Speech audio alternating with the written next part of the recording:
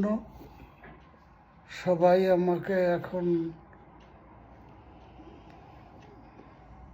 মানে রাস্তার কুকুরের মতো ব্যবহার করতেছে। যেমন করতেছে ভাইপোরা, তেমন করতেছে ভাইরা। বোন ছোট্ট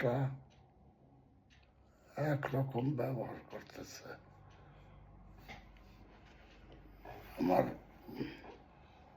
স্ত্রীকে নইয়ে বাঁচতে দেবে না, এই হলো তাদের পরিকল্পনা। গাইস শুনেন, আমার স্বামী, আমি তার আগের পক্ষে না, আমি দ্বিতীয় পক্ষে। তারা চাচ্ছে আমার স্বামীর নিয়ে সুখে শান্তিতে বাস করার জন্য চেষ্টা করি, সেটা আমাকে কেউ চোখে দেখতে পারতেছে না। ভাবতেছে পূজা এখান থেকে চলে গেলেই সবচেয়ে বেশি বেটার হবে। এজন্য তারা চাচ্ছে যেন আমি এখান থেকে চলে যাই। অনেকভাবেই চেষ্টা করতেছে, কোনোভাবে এখান থেকে সরতেছি না, কারণে বিদ্যুৎ মণ্ডলের গু ফেলানো, মদ ফেলানো, ট্রিটমেন্ট করা, যা কিছু করার সম্পূর্ণ আমি দায়িত্ব নিছি, আমি সব করি। এখন তাদের কাছে আমরা স্বামী স্ত্রী দুজনে ভালো থাকবো, সেই জিনিসটা তারা চাচ্ছে না। তো তাদের কি করতে ইচ্ছে করে? আইনে আশ্রয় নিলে ভালো হবে, ঠিক আছে? আত্মীয় স্বজন যে যারা আছে সবার জন্য, কম বেশি সবার জন্য সব কিছু আমার বর করছে। আমি সেটা পিছনের দিকেও তাকাইতে চাচ্ছি না, সামনের দিকেও তাকাইতে চাচ্ছি। আমার এখন সামনে কি করা উচিত? আমার বরের নিয়ে আমার বাঁচতে দেবে, না আমি এখান থেকে চলে গেলে তাদের ভালো হবে? সেই কথাটা বললে দেখ যে আইনে আশ্রয় নাও, যে কোনো আশ্রয় নাও। কিন্তু হ্যাঁ, আমার স্বামীর জিনিস আমি ভাগ চাবো। আমার স্বামী নিজের পরিশ্রমের টাকা দিয়ে আমার শ্বশুরের নামে সম্পত্তি করছে, সেইটাও যদি ওরা চার ভাগ করতে চায় সেটাও আমি রাজি। কিন্তু হ্যাঁ, আমার হস্ত করতে পারবে না, আমার হয়রানি করাবে না। নে জমি নিতে আমি কাউকে বাধা দিচ্ছি না, জমি নিবে আমি কাউকে বাধা দিচ্ছি না, কাউকে না। কিন্তু আমার সাথে ভালো ব্যবহার করে যা কিছু পায় তাড়াতাড়ি নিক।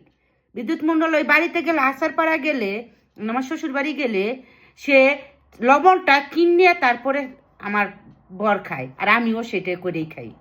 বাড়িতে গেলে আমি এমনি খাই না, মাংনা খাই না, কিনে তারপরে খাই।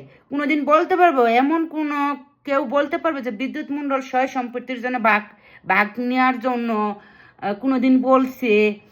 তারপর টাকা পয়সা নিয়ে কোনো কিছুদিন বলছে নাকি যে আমার ভাইগোর কাছে ইয়ে দিছে, ইয়ে দাও? এখন পরিস্থিতির শিকারে আমি তাদের কাছে পাওনা টাকা চাচ্ছি। যে জমিটা খালাস করে দিছি আমি, সেই জমিটা ভাগ হবে, তাহলে আমার জমির টাকাটা আমার ফেরত দিবে না? আমার জমির টাকাটা তো আমার ফেরত দিবে, তারপরে জমি ভাগ করো। আমার কথা হয়েছে আমার জমি, যে জমিটা আমার না, আমার শ্বশুরের জমি, আমার ভাসুর বন্ধক ছিল, সেই জমিটা খালাস করে দিছি। তো জমির যদি এখন ভাগ হয়, তাহলে আমার আগের টাকাটা ফেরত দিয়ে নোক, টাকা ফেরত দিয়ে তারপরে জমি ভাগ করুক। আর আমার বর কারোর কাছে দিয়ে পাওনার আশা করে নাই কোনো দিন, যে দিয়ে এটা ফেরত পাবে। কিন্তু এখন পরিস্থিতির শিকারে সেই ফেরতটা আমি চাচ্ছি। আমি জমি খালাস করে দিয়েছি, আগে আমার জমির টাকাটা যে হোক সেটা আমাকে ফেরত দেখ, তারপরে এসে জমি ভাগ করতে আসুক। যেই এখন জমি ভাগ করতে আসবে, আগে আমার টাকা ফেরত দিয়ে তারপরে জমি ভাগ করতে আসবে। আর এর জন্য যদি আমার কোনো আইনের আশ্রয় নিতে হয়, যে কোনো কিছু আশ্রয় নিতে হয়, সেটাই নিব।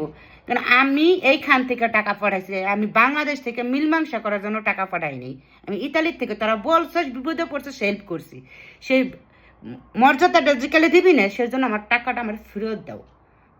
ডাইরেক্ট আমার টাকা আমাকে ফেরত দিয়ে তারপরে জমি ভাগ করতে যাও। আমি ভাগ করার জন্য তোমাকে কেউরে বাধা দিচ্ছি না। কিন্তু হ্যাঁ, আমার একটাই কথা, তোমরা যে জমিটা ভাগ করে দিছো, এই জমিটা আগে যে খালাস করে দিছি, সেই টাকাটা দিয়ে তারপরে জমি ভাগ করতে দাও। এইটাই আসলে আমার মেন কথা।